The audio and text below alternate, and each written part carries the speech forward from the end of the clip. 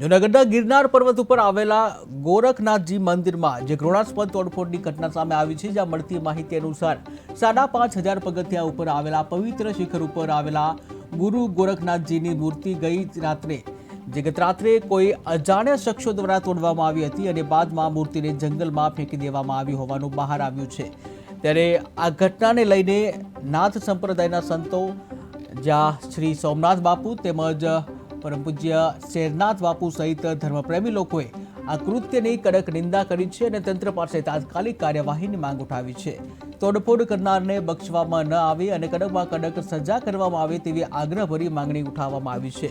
વધુમાં જાણવા મળ્યું છે કે પોલીસ ફરિયાદની કામગીરી પણ ઝડપથી આગળ વધી રહી છે।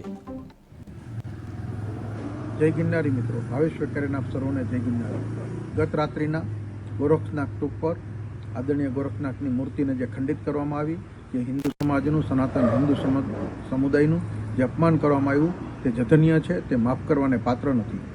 આદરણીય કલેક્ટરશ્રી, એસપી સાહેબ અને સરકારશ્રીને હું નિવેદન કરું છું કે વહેલી તકે આ જઘન્ય કૃત્ય કરનાર આવારા તત્વોને ગિરફ્તમાં લઈ તેની યોગ્ય સજા કરવામાં આવે, કારણ કે વખતો વખત સનાતન હિન્દુ સમાજની લાગણીઓને ઠેસ પહોંચાડવામાં આવે છે।